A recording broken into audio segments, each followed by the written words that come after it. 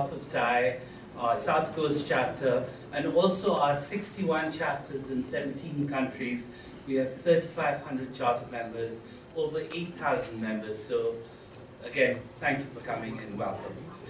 TiE is the world's largest entrepreneurship organization, and we our mission is to support entrepreneurship, and that's it. Our origins were in India, and we're very proud of our origins, but today we basically accept anyone who is interested in entrepreneurship, regardless of race, caste, whatever. So it's all about entrepreneurship. I wanted to say a little bit about TiE and then talk about a few other things. The way we do it over here in San Diego is we have 4 legs to our activities. We have the monthly events, this is one of them.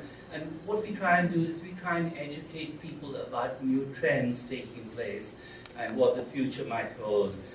And we get distinguished panels to come and speak to us. In addition to that, we have something called TiE, which is the Young Entrepreneurs. And we are the only organization in this city that supports high school students in learning entrepreneurship. And quite often, I mean, that's something that's not in any curriculum as such. So it's, last year we had about 35 high school students graduate, and it's a wonderful, wonderful program. We're going to have another one this year in the fall, so if any of your kids are in high school, I would encourage them to attend. We have classes over 6 months, every alternate Saturday for 3 hours each Saturday. And then we ask them to do a business plan. There's a competition. The winners get an opportunity to compete with the other 61 chapters. So it's a fabulous experience for the winners. They go and compete with chapters in London and Brussels and New Delhi and New York, etc. So it's a great opportunity for all of them. The next thing we do is we have educational events. We call them TiE Institutes. And that's also about starting a business, the nuts and bolts of starting a business. And we have about 2 or 3 of those every year. And finally, we have mentorship. So that's what this chapter does, the 4 elements, the 4 legs that we have. We have 35 members, we call them charter members. And they're the people who really fund our activities over here. So they pay a lot of money, and I compare myself to a modern-day Robin Hood. I steal from these guys, and we put it into, the causes like these meetings, which most often we run at a loss. And so I'd like to introduce these charter members. We have Prabhat Gupta, who's recently joined us, Hayden Trubit, who's sitting over here, Jai Bhagat, Marty Cooper. I saw Marty. Suresh Subramani, Kumar Sharma, Anil Kriplani, Nikhil Varaya, Jeff is not here, Mitch Mutz, who's doing the panel today, and Suren Dhutia. We've got a few guests from out of town. From LA, we have Harina Kapoor and Dinesh Sri Rangbhatta, and forgive my pronunciation, Dinesh, and also Praveen Yalamachi. And from Orange County, we have Dave, and I don't think Ram is over here. So these are our charter members. We also have on each table details of our event next month. And next month, I believe there's something, it's healthcare and IT, the confluence of the two and what's happening in that arena. And I think it's going to be a really interesting talk. We've got some outstanding speakers, so I would encourage you all to come. I now want to introduce the speaker, Mitch.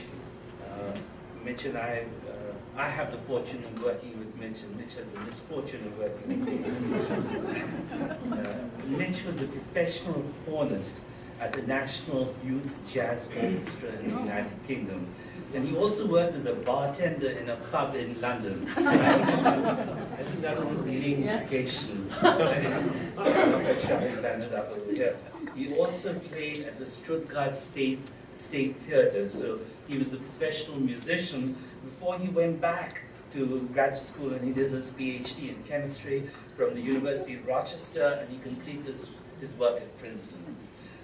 He's co-founded several companies. LabSite is one of the companies, and they have technology that's used in drug discovery.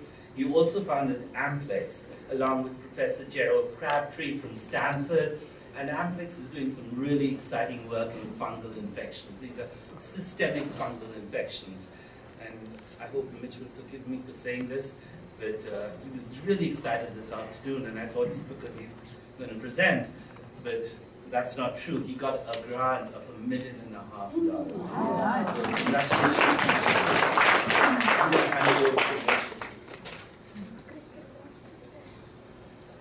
Thank you, Dinu. I'm not going to make drinks for anybody today. There's a reason why I left that profession, to try to find something that I could do.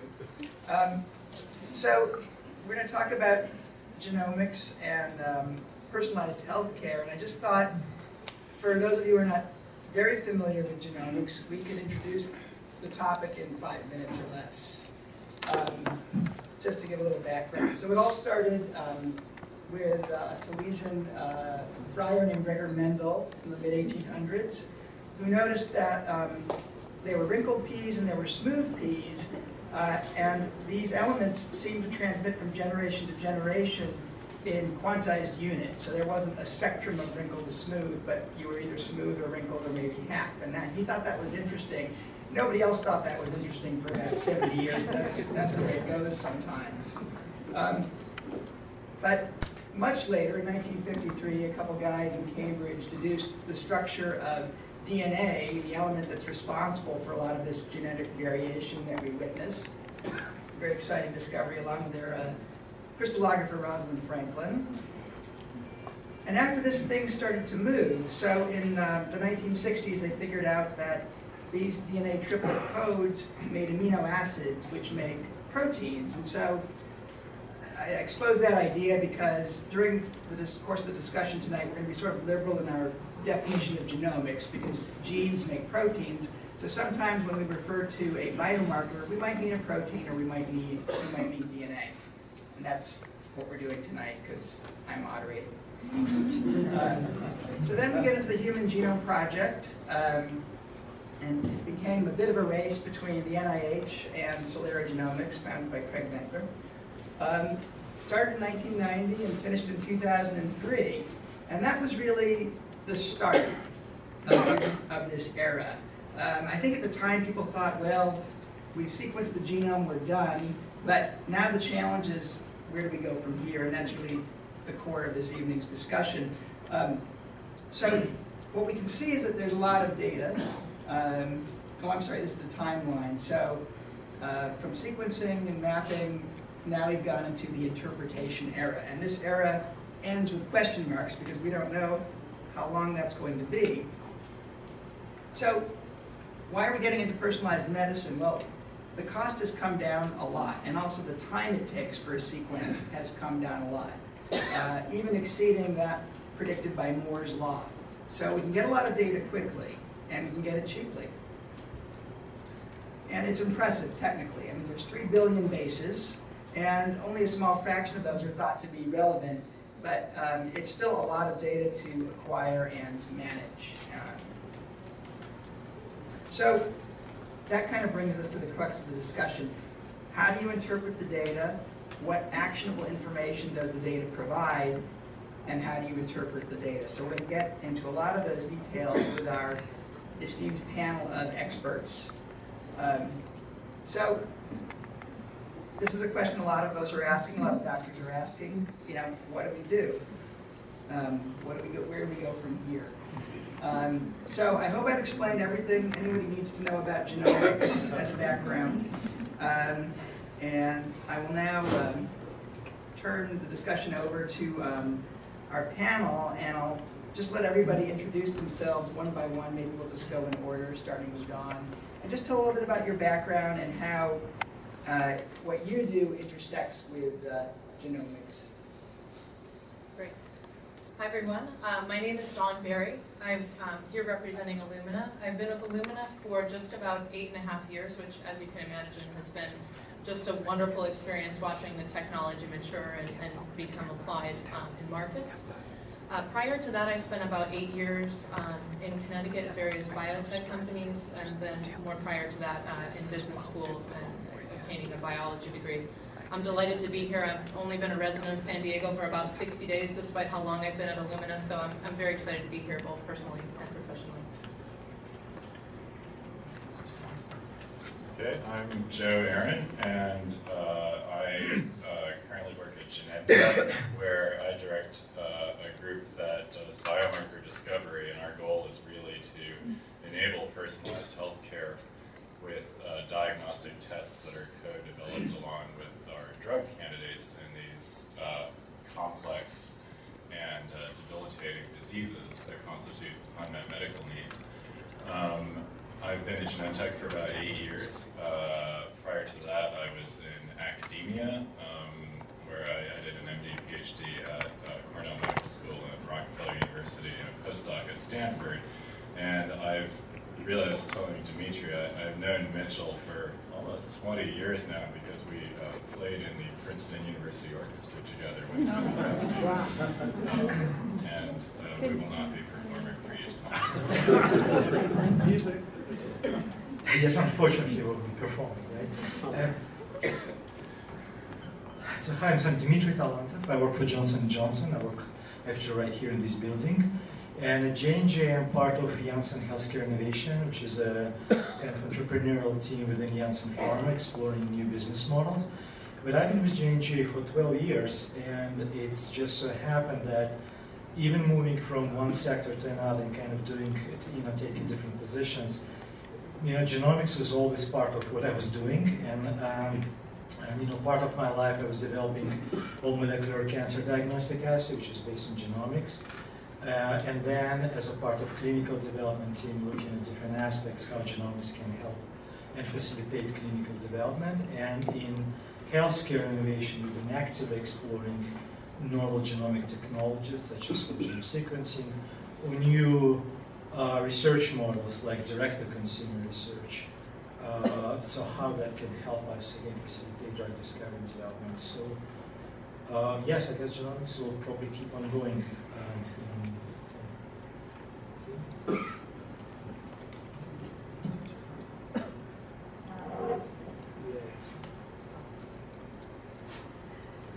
So, can you hear me? Yes.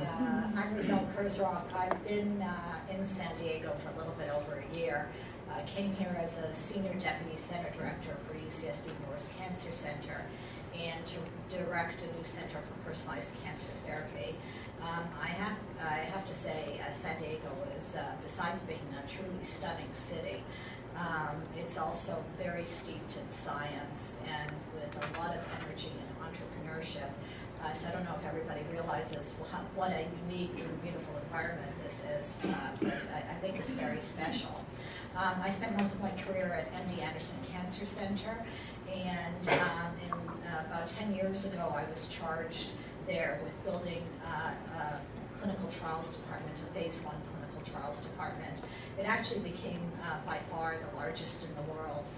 And in 2008, we started doing molecular profiling front door for our patients. Of course, that was primitive technology compared to what we have now, but we gained experience really in thousands of patients of the power of this new technology to improve the lives of patients with cancer. And so hopefully we can bring that not just to end-stage patients here in San Diego, but really to all cancer patients and maybe across all of medicine. Thank you. Hi, I'm Brad Bate. I think it's pretty amazing that I'm here today. About 20 years ago, I remember I was a med student at UCSD, and I remember the day that they gave us a picture of our own karyotype, like our picture of our DNA, like low resolution genomics. And then fast forward about 2 years ago, about a block or two away, I got my whole genome done at essentially the same place here in La Jolla. And it's just fascinating that within 20 years, we could go from cytogenetics to full sequencing. It's just fantastic and amazing. So my job is I'm a primary care physician at Scripps Clinic Medical Group in pediatrics and internal medicine. And I've had the opportunity to help create genomic health there and bring it to patients. I'm also the Chief Medical Officer of Genomics, and our company, we are trying to bring sequencing to cancer genomics, specifically in leukemia and acute myeloid leukemia. So. Thanks, Brad. So I think we'll definitely have time for questions at the end, but I think what we'll do is we'll talk through some topics that I think are pretty important, but don't worry, we will have time for questions from the audience at the end of the evening. So first question of the panel to get things rolling is, it'd be nice to have sort of a concrete example of how genomics is helping patients today, or how to use it in your practice. And maybe Brad can start off and tell us about a specific example. So I think genomics, like any tool, the real question or the value comes in what type of patient would maximally benefit from the technology, particularly when it's in its infancy. And I think at Scripps Clinic Medical Group, I have the good fortune of working with Eric Topol, and he created a study called the Idiom Trial. And what we used was essentially using sequencing technology. We had patients that have very unique diseases, very rare diseases that have never been diagnosed before. And I think one opportunity that's used across the country right now at various centers is that in rare idiopathic or unknown disease. And so, for example, we used a patient that had gone to multiple centers throughout the United States. She didn't have a diagnosis. She lives here in La Jolla. And with this type of technology from Illumina, we used the sequencing and then some special bioinformatics to come to the exact molecular cause of disease. So I think what's happening today and why genomics is so important is in the field of rare idiopathic diseases, this technology is being used all the time around the country.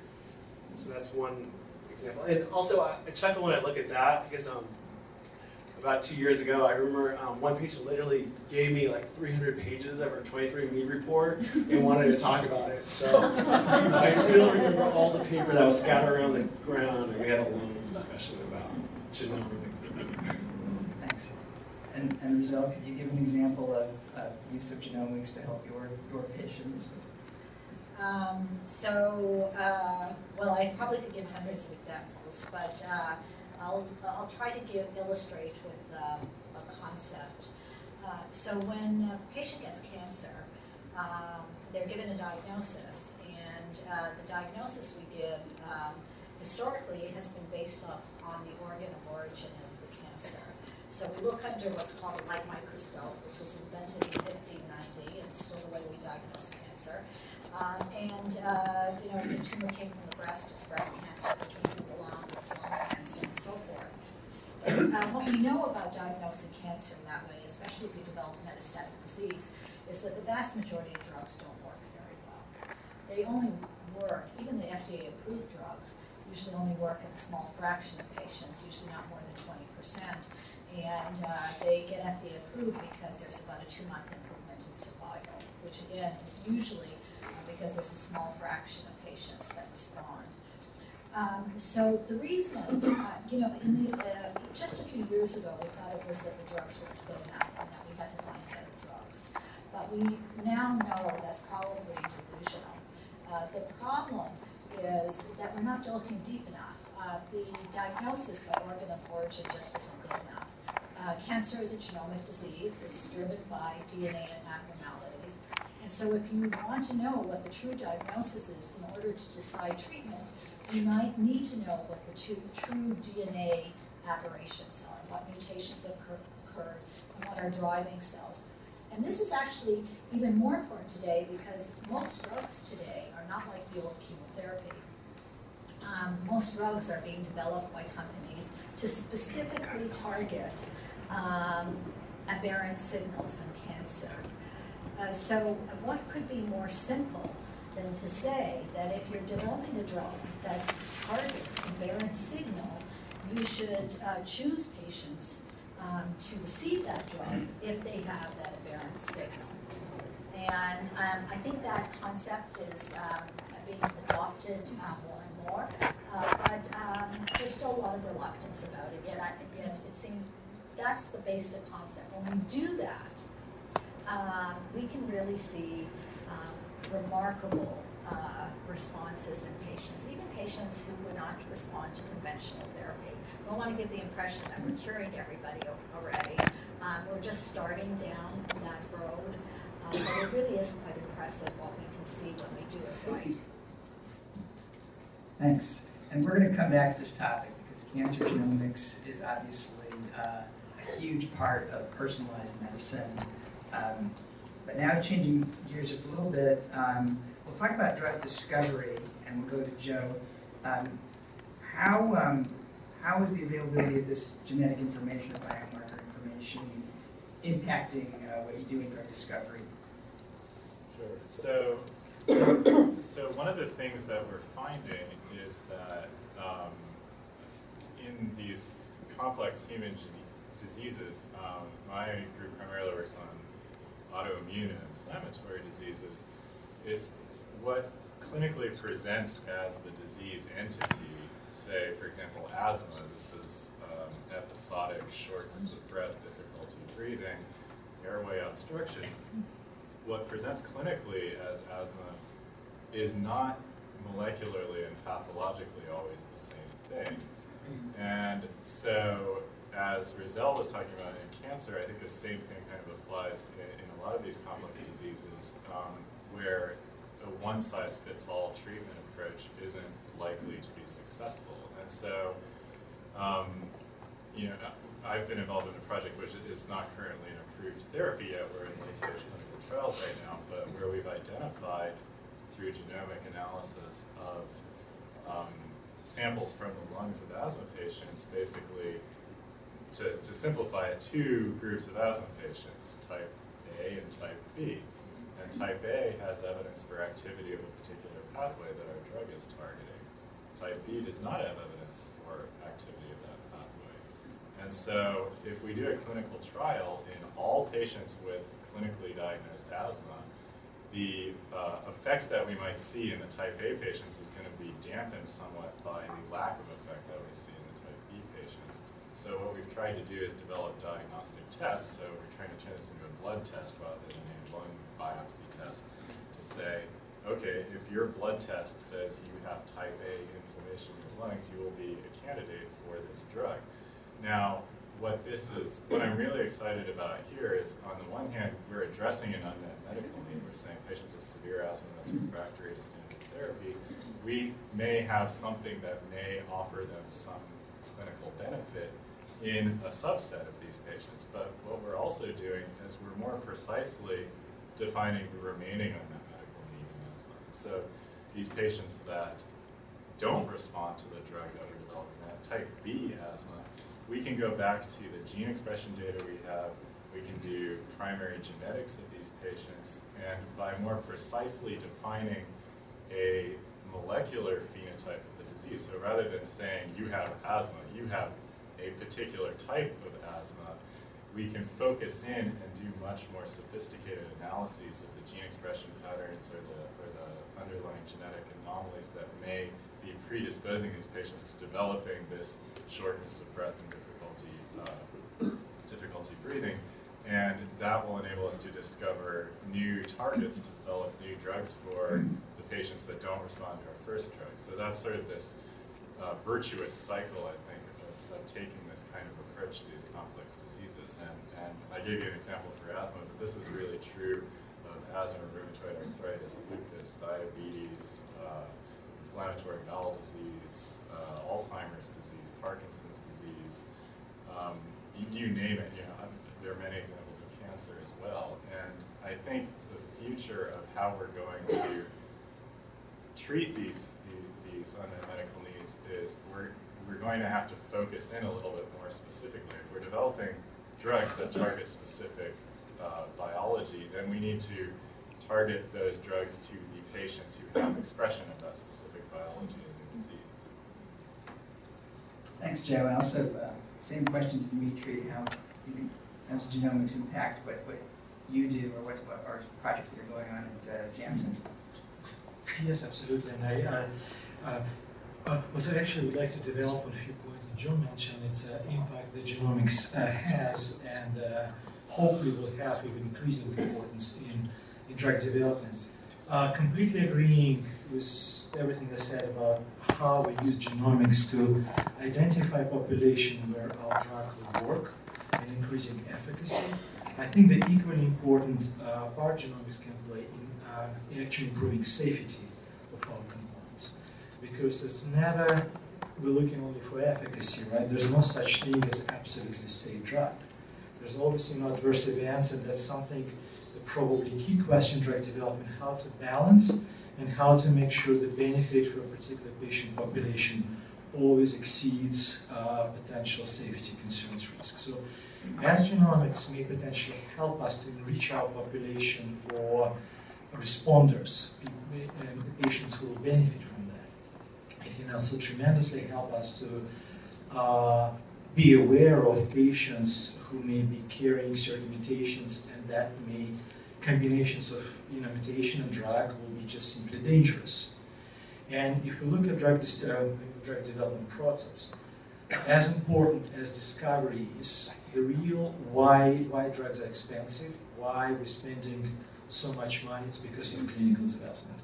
The cost of clinical development, that's what's really makes drug expensive. And there are always increasing requirements to larger trials, more data, better data. For example, to do average study in a space of cardiovascular disease, you're probably looking at like 10,000 patients. So it's not uncommon. And as you can imagine, cost is huge, right? And overall situation, environment in a regulatory, pharmaceutical industry, and also political is such that there's absolutely no tolerance for any risk, right? So God forbid, if a big program going forward, right, and something is happening from safety perspective, this event can really derail, no matter how expensive it is, patient safety is always the top priority. And we all, us being in a space, we know how that can derail multi-million, no matter how promising the drug may look like. If the safety concerns are serious, that's going to be it, right? So to identify these potential risks, and it's always a risk, because we're dealing with investigational compounds that are not present in nature. We don't know our evolution. I mean, they're not part of our kind of normal evolution process, right? There's something new. We don't know how human body will respond to certain things. We can make a guess based on preclinical studies or animal studies, phase 1, but still there's a huge element of unknown. And when there's rare mutation meets kind of new investigational drug, that could be possible. So genetics definitely can help to improve safety, safety profile and efficacy safety balance.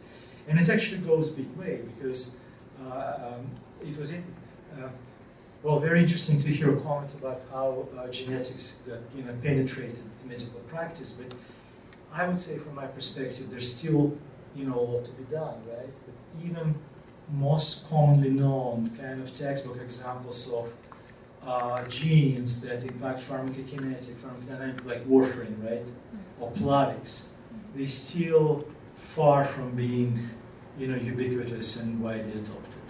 Although any physician who would ever start, prescribing warfarin would agree it's not an easy thing to do. Prescribe warfarin and manage warfarin. So, science is there. Definitely, technology is not a problem, but there's a big still barrier in, society acceptance and adoption, and hopefully we'll talk about that as the conversation goes. Thanks, Dimitri. And now for a different angle, and something that I'm sure will be absolutely uncontroversial, and I'll let Don kick this off, is, so what about direct-to-consumer genomics? What about 23andMe? Should I get online right after this panel, and should I send in a sample? What do you think about that kind of activity?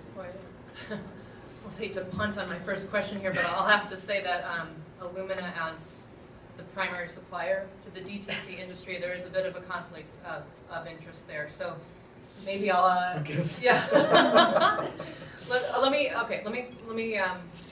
for the purpose of the discussion, ACMG guidelines, or that's American College of Medical Genetics guidelines, or the National Society of Genetic Counselors. I personally agree with those standards. So as ACMG writes, in order to evaluate a genetic test or to prescribe a test that's for medical use, so we typically think of DTC, recreational, ancestry or genealogy, and then there's medical. That's at least how I kind of organize the DTC players in my head. And so for the latter, medical, ACMG would advise that in order to properly administer a DTC test that's of a medical nature, you would need to have a professional intermediary who orders and helps you interpret the results. You would need to also, as a consumer, understand exactly what the test does and doesn't do. The third would be to have the scientific evidence to support the medical guidance in those. The fourth would be a CLIA lab to process those, and the fifth would be the requisite privacy. So perhaps amongst this panel we can decide if the DTC players subscribe to those. Most do have some type of advice in terms of a professional intermediary, but they're not necessarily physician mediated. And I would argue also that sometimes consumers don't know what they're getting into, and you see those kind of blogs and interactions with doctors, you know, wondering what all this means. So I do fear for the physician community that people are going to make a process of coming with 300 pages of reports and asking what does it all mean. So by no means do I think we shouldn't do direct-to-consumer tests. I believe in consumer experience and advocacy to change paradigms, but I think we need to do so with caution. I have a question. Can you just tell us a little bit about the background of 23andMe so that the rest of the audience understands? You know, my superficial understanding is it's a company that was founded in Silicon Valley, and it allows anyone to send a sample, biological sample, and obtain a sequence and some descriptive information around that sequence. It may be one of the first direct-to-consumer sequencing services that's been affordable. And so it's a new field, and it comes with new controversies. And Don brought up some issues around standards, and it was a question I was going to get to, but I think, you know, maybe we can segue to it, and it's something I'm not familiar with, but let's say a physician orders a genomic test. Are they all created equal? What standards are there? What assurance do I have as a patient that the information is accurate? And maybe, Rizal, if you want to address standards in genomics testing. Yeah, I'd be happy to address that. But, you know, so I think, you know, the standards are under development. I think it's important to remember that there's no perfect solution to everything. Whenever you try to solve one problem, you sometimes create new problems. And so you have to weigh out the benefit, the positives and the negatives. Genomic tests, at least where we decide patient action, are done in CLIA labs. And CLIA labs, I think, are quite strict. Is it perfect for genomics? It's not. It's probably not perfect. I can tell you that pathologists who are slides are imperfect as well. When we had patients come to MD Anderson, probably about 15% of the leukemias were reclassified. We haven't put all those pathologists out of business. The same thing with scans. You know, patients come in, get a CAT scan, and then you have a more experienced radiologist may not agree with the reading from the outside, and you'll often hear at major academic centers, it wasn't read here, type of thing. I think we have to balance things out. I think the CLIA lab environment is the right environment. More recently, for genomic tests that are being used in clinical research, the FDA is demanding an IDE, and I think that's a big mistake. In essence, as an example, we have a global trial, an international trial sponsored by the Worldwide Innovative Network for personalized network for personalized cancer therapy. And Europe has already put 80 patients on that trial, and we just submitted our IDE. So probably the trial will be finished before we get through the IDE process. So what's the IDE for our audience? It's a device. So these tests are being classified by the FDA as devices. So if you invent a device, so I completely agree that if you want to get approval from the FDA, you have to do it under IDE.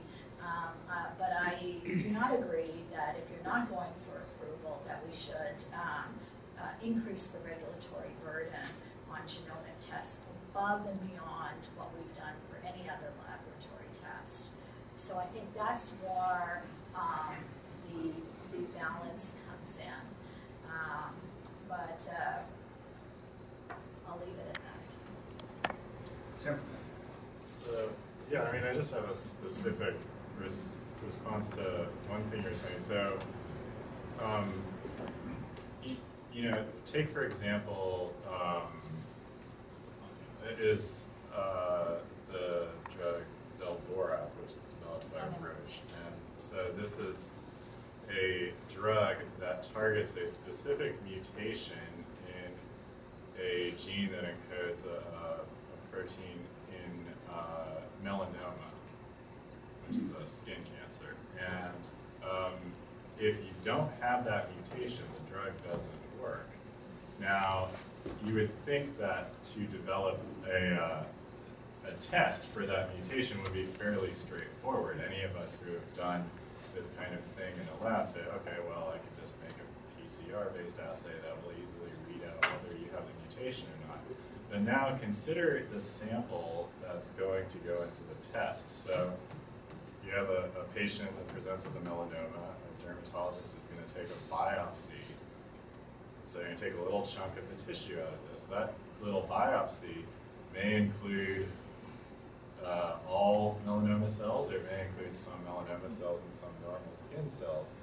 And so when you read out the test, because it's a mutation in basically you're going to have two copies of the gene, you can get intermediate results because you have a mixture of normal cells and mutated cells in the sample. And so through the process of developing this diagnostic test as a companion test for vemurafenib, and I can say this with full disclosure, Roche did this not before they bought us.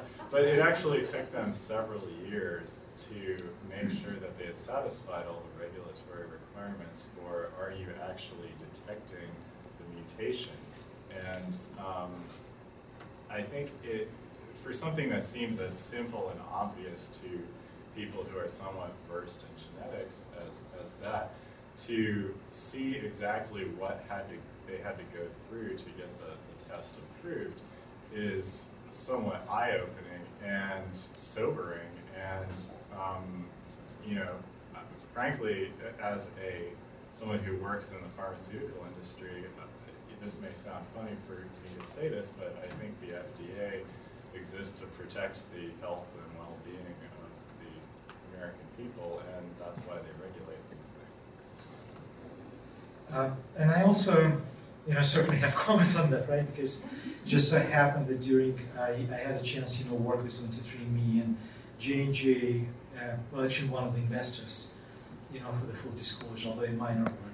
So I think it's really problem has many layers here, right? First of all, it's a part of what is happening, right? And why such a pushback? It's a part of a big trend which started a long time ago, is who owns patient data and what role patient plays in a whole healthcare. Well, one of the best examples I heard at one of the Eric Topol conference, Future of Genomic Medicine, and that was an editor of, he's not anymore, Thomas Gertz, he was an editor of Wire magazine. And he was absolutely stunning example then, if you look back in the past, the medical community was very, very protective and conservative. I mean, there's a reason for that, right? Not without reason. But for example, in the 60s, when the question was asked, should the cancer patient know its own diagnosis, right? The answer was absolutely no. And see where we are right now. There was a debate exactly like that. It was a JAMA opinion, and I may be not quite correct on facts. I will pull out, I'll ask him, right? For example, over-the-counter pregnancy test. And decision was absolutely not. And rationale was, why is it women would want to actually know that? You see how absurd is that, right? So I think it's, and there's many, many things when the medical community was always taking this stand. And regardless of reasons why this is happening, I absolutely convinced that the people should know their own genome. It's their own right, right? There's another aspect of saying, well, there's like, here's a cartoon, right? Well, it's not a patient problem, it's a doctor's problem right here. And the problem is, it's less than 10% of US physicians responded. They actually feel confident to talk about genetic results with their patients. That's a self-reported information. Is it really? Really they know? Can they do that? So what is that we're dealing with here? Is it a kind of artificial barrier that physicians, and they fully appreciate, they're busy enough, right? Deal with that. And there's always kind of, component which I personally found very interesting. Well, patient would not understand. And the best example, again, in the 50s, there was a man, operating elevator, because it's a complicated machine, how that people from the street would know which button to push. Or the gas station attendant, right? Because gas is inflammable. You can hurt yourself. So I think it's, as it sounds maybe kind of, process, I think that's what's going to happen. It's not question if, it's question when. And the situation is very different. It's not, right now, the medical knowledge is getting less and less sacred, right? Due to internet and education, people have access. I was always amazed how motivated patients are to learn about their disease and how they do understand everything. Do not underestimate their intelligence. They understand down to the, all details. That will improve, that will change. And regulation will change how it happened with over-the-counter pregnancy tests, right? So we're just kind of witnessing this in history in motion. If we will have the same discussion, same audience, I don't know, 5, 10 years, I bet it's going to be very, very different. Last piece I'd like to make is, I think it's especially important for genetics, and it's linked directly to the probably most important discussion that American society has right now about healthcare costs. Because if you think it's genomics, that's something that we have, I'm not touching epigenetics, right? It's not going to change. We have our 7 genes. And the fact that we move, right? We move from one hospital to another. Today I'm Scripps patient. Tomorrow I'm going to be a Sharp patient, right? And if I don't know my own information, I don't own it, the same test is going to be done again and again and again. For example, I did 23andMe test. I know that I have a high sensitivity, to warfarin. And I will just tell my physician. Can I count that my physician will think about that? And I will administer a new genomic test? I don't know, but I really don't want to leave that at risk. So I think there's a lot to be done, right? Regulation, society, perception, education of both physician and patients. But the train has left the station. That's my opinion. So, I have a comment. Can you hear me? A little louder. Okay, so I have a comment. I think the FDA is protecting patients, and it is dangerous for patients to get information that they may not understand. And so, it would be important to have a physician sitting there. And I actually think we should apply that, a little bit more broadly, because I have patients who read the internet all day and look at information. And I actually don't think they should get on a medical website without a physician sitting there, because they may not understand what they're reading. I hope you get my sarcasm. I'm being cynical. So again, I don't think we should patronize people. People get on the internet, they read about their medical conditions. I think that's good for people. They get a greater understanding. I think people should have a right to look at their genomics. And if they don't understand it, they can ask for a physician opinion. But I think we cannot be so patronizing, and if we do get to be so patronizing, we should then be consistent and protect people from the internet. And I know that will go over very, very quickly. So. You know, I think it's important to look at the mission of 23andMe, and when I read it, I see they want to educate and also be a platform for research and genomic understanding and discovery. And they are, if you read the small print, say this should not be necessarily used for medical decision making, it's not a clear product, it's not signed off by a molecular pathologist. So I think that mission and those statements get sometimes missed. But you know, to back up, there's a really interesting study that Scripps did, and was headed by Cinema Bloss, where they used a somewhat different platform but same genotyping concept with a company called Genomics, Health Compass, and they essentially looked at quite a few direct-to-consumer participants and what were their bad outcomes from using that type of technology. What they found really was people often became more engaged in their health with genomic health information, and it was seen as somewhat activating, improving health, and there wasn't necessarily this overwhelming fear. So I think when you look at that New England Journal article, in fact, Eric Green from Harvard cited that study in responding in an editorial about the FDA coming in and the whole regulation and the issues with 23andMe. I think I have met patients that have misunderstood their genetic reports with 23andMe.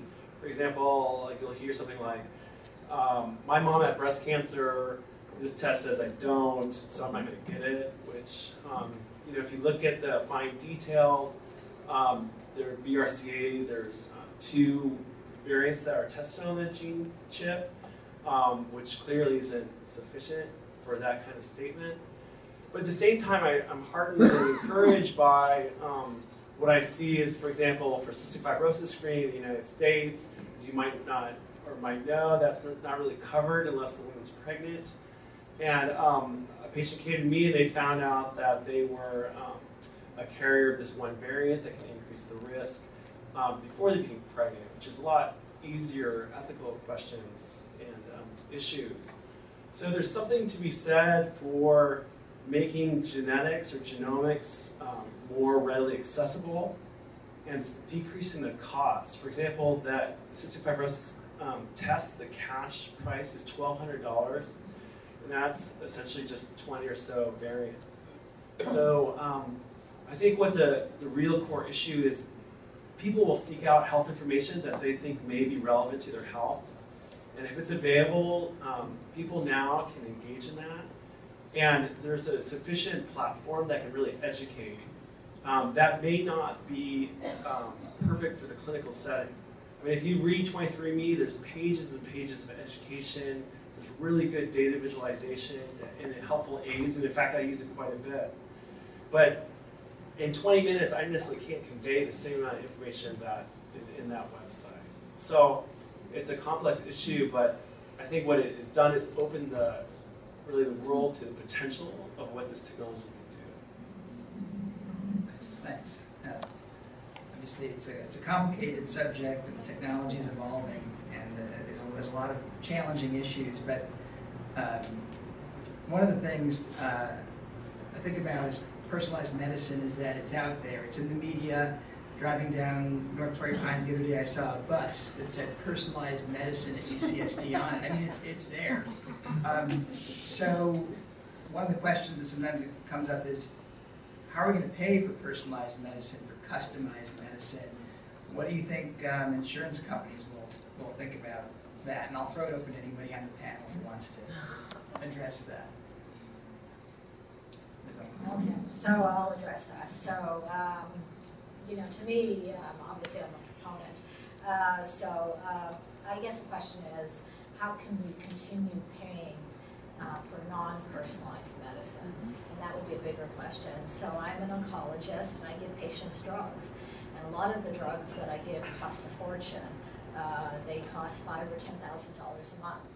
And that's just for one drug, and sometimes patients get multiple drugs. And yet, from the vast majority of the drugs, we know that if we give the drug to 100 patients, maybe 20 are going to benefit. And then from the 80 that are left over, some won't benefit at all. It'll be just a waste of their time, and maybe some might actually get worse from the drug. Never mind that cancer drugs are rather unpleasant to take unless you're getting better. But just from an economic perspective, how can we continue to give such expensive drugs that are so hard to develop and have only a small fraction of patients actually benefit from them? And I think personalized medicine has the potential to turn that around. Ultimately, I guess it could be more expensive if people live longer, but that's not supposed to be a problem.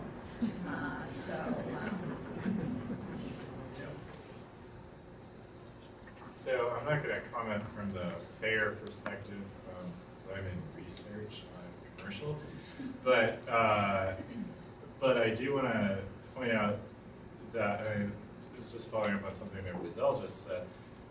In the case where a drug may only be efficacious in 20% of the patients, there may be a lot of instances where attempting to develop a drug for all comers with the disease is going to fail. You will fail in your pivotal clinical trials to show sufficient efficacy to convince the FDA to approve that drug. And so the drug company is going to spend hundreds of millions, if not billions of dollars to do that experiment, and then the drug's not going to be approved, and they're not going to get any revenue from that product. And so that drives up the cost of the drugs that do get through. And so I really think, you know, what we're trying to do, so sometimes I'll approach it from a different angle. This is a struggle that I had several years ago with the management within the company. And I would go to the commercial people and say, okay, well, I can develop a test that will identify 25% of the patients with this disease that might respond to this drug. Then they say, well, that screws up all of our commercial forecasts because we're counting on there being 1 million patients that we're going to sell this drug to. Now you're telling us it's just 250,000. But now that's kind of evolved around to the point where I'm saying, if we target it to these 25% of patients, we will have a drug that we can sell rather than a failure. And that can, in some cases, justify a higher price for the drug because it will demonstrate greater benefit. And there's a lot of health economic analyses that I'm no expert in, I'm not going to go into here, but where some of these expensive therapies, if they're targeted appropriately to the patients who really have unmet needs and are going to consume a lot of health care if their disease isn't managed with that therapy. There is, it may sound a little perverse, but there is an economic model for these very expensive therapies. If you have a therapy that costs $10,000 or $20,000 a year that prevents a patient from going to the emergency room twice, then that was worth it. Okay. Also, I think it's a part of much bigger picture, right? It's again a question about healthcare in general and where the incentives are. And right now, if we look at kind of overwhelming majority of healthcare systems, it's still pretty much paradigm, counting patients, visit reimbursement. So it's not value, but kind of not value kind of oriented patient outcomes, but rather than on healthcare performance metrics, right?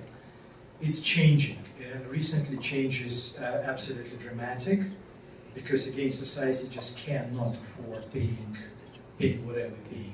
Obviously, it's one of the biggest problems. And if that will happen, it's high degree, if the patient outcomes not to start going after more procedures, more MRI procedures, whatever's making money, but really keeping patients out of the hospital toward more preventive medicine. That's where personalized medicine has a chance, because I think it's not technology, or not necessarily science, right, barrier. It's a barrier there's not enough incentives. And oncology, I'm sure my colleagues will have enough examples about oncology, but let's put oncology aside, right? Because probably the best example where genomics brings value, right? Because cancer, disease of genes. But if we're looking about chronic conditions, that's we suffer most, right? Diabetes, cardiovascular, personalized medicine simply don't exist. I mean, it doesn't exist there because there are no incentives to stratify patients to see what bad outcomes could be achieved to keep patients out of the hospital. Incentives will be there. Personalized medicine will come. It's just one of the ways how to improve patient outcomes, and the whole ship has to change course. It's changing. I think it's changing. With new models, all these capitated models, ACOs, accountable care organization, they're definitely more interested in that. And that's where we're hoping. So again, it will happen, but not sooner than the whole system, healthcare paradigm will change. There's also evidence that it is happening, especially in the rare disease community, despite the term rare. I think there's about 350 million people existing with rare and undiagnosed illness. And there are groups mobilizing on the prospective and retrospective trials, prospective to change the practice of medicine, but retrospective to show the economic benefits of jumping in to genomics technologies earlier rather than rare disease diagnostic odysseys going on for 1 and 2 years where you're testing, no result, testing, no result, on, and imagine the anguish. If we could just move genomics earlier in the testing chain, maybe exome or whole genome at that point, certainly the economic benefits are there, and as I understand it from places like Medical College Wisconsin and Baylor, they just threaten to reimburse, just keep submitting, or just let me do exome. And unfortunately, that's not really a system. That's the way people are kind of getting away with it now. But I do agree that the reimbursement rates are definitely starting to pick up. It just needs to be more in a systematic way. Great. I thought of really another easy question for Dawn after the 23andMe one. And my question was going to be which company has the best sequencing technology. Oh. I thought that was too easy. So, and I know we have a lot of techies in the room, so I wanted to get to maybe a more basic question is how did sequencing get so cheap and fast? What were some of the innovations? Could be Illumina, could anybody. I know that in the late 80s I did some sequencing in a graduate school lab, and we wanted to sequence bigger pieces of DNA. So we poured these big gels and we used a shovel to take them off the gel. And so how do we get from the shovel to where we are today? Wow, that's a really under the hood question about it, but I think the largest, I think, innovations that enabled the cost to come down, there was a lot of cost in the cameras and the optics involved in the technology, so a lot of innovation there. And then the ability, I don't know how to say it in technical terms, but to increase the amount of information you're getting on that substrate. So originally, the substrate, you can only have so much data points, so many clusters, so to speak. As the optics got better, the amount of information we could squish onto a glass slide got more dense.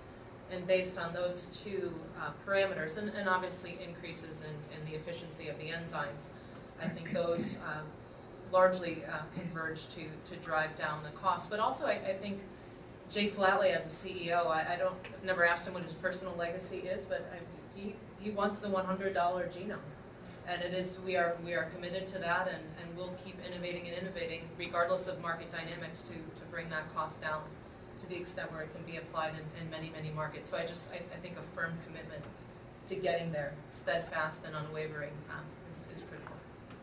All right, so there's some analogies, I guess, to semiconductor fabs. So there, I hope I've satisfied the techies. Now we're going to go back to enough of you.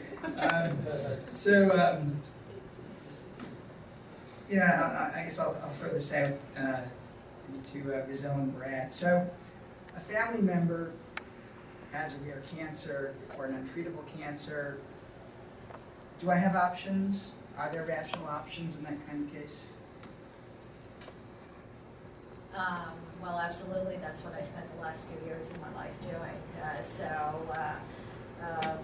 The patient, let's go for untreatable cancer. So we're doing this every day now at Moores, and we did it at MD Anderson. We get clinical grade genome sequencing. It's not full exomic because it's hard to get clinical grade full exomic, and it is expensive. But it's easier to get parts of the genome. I'll tell you that we use Foundation Medicine, but not just Foundation Medicine. Get an answer back in a couple of weeks. And many of those aberrations are actionable. There's drugs out there that work for that. And one of the big difficulties actually is getting the drugs then, because somebody has to pay for those drugs. Fortunately, in the United States, you can use drugs off-label, and insurance often does pay for it for reasons I have no idea why.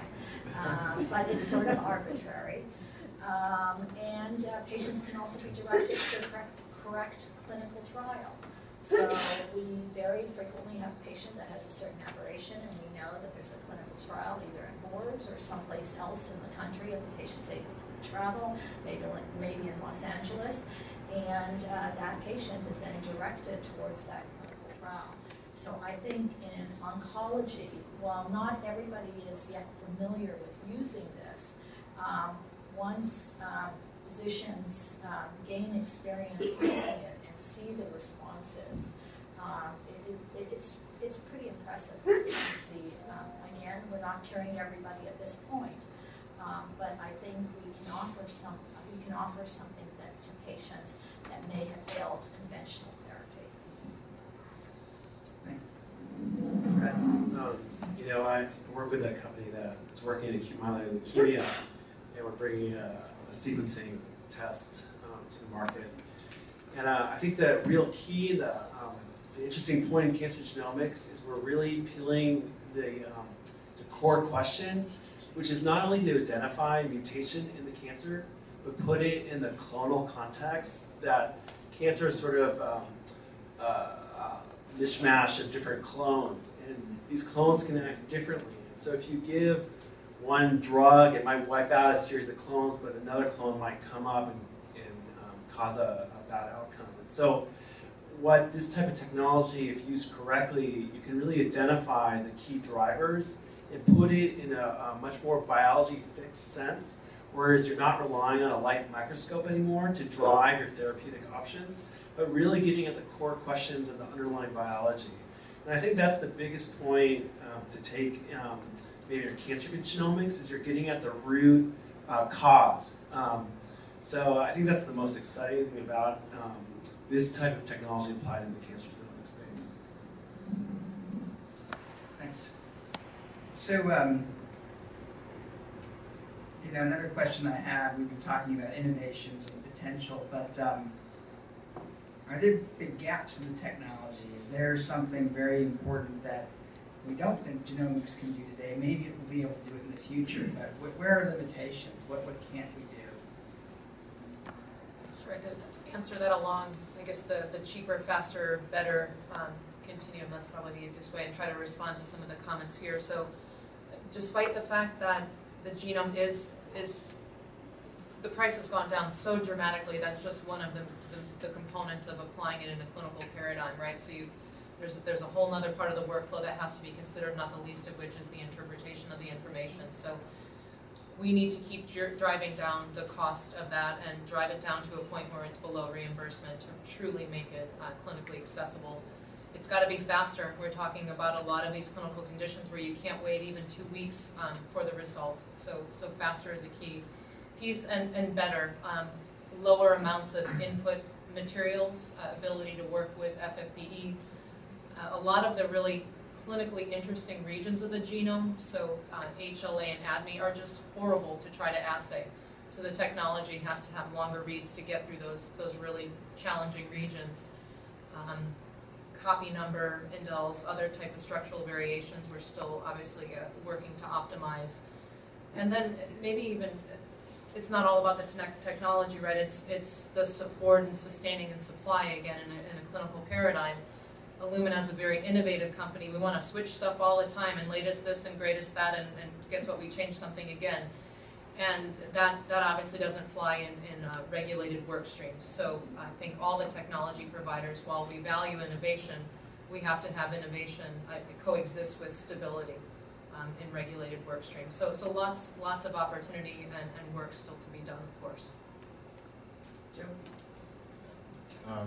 Just really quickly, one thing that comes to mind from what Brad was talking about with the cancers being, comprised of many different clones.